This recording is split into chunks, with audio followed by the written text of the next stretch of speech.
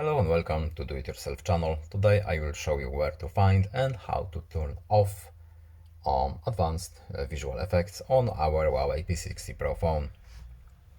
To turn our fancy effects off, we have to go to the settings here. Then we have to go to accessibility features, not to screen. Then at the top, accessibility option. And here we have advanced visual effects such as color extraction, animations, blur, shadows.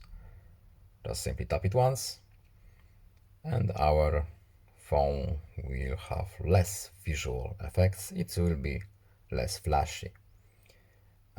We will leave it on by default.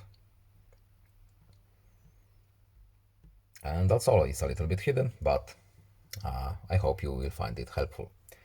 Have a good day and see you in the next video. Goodbye.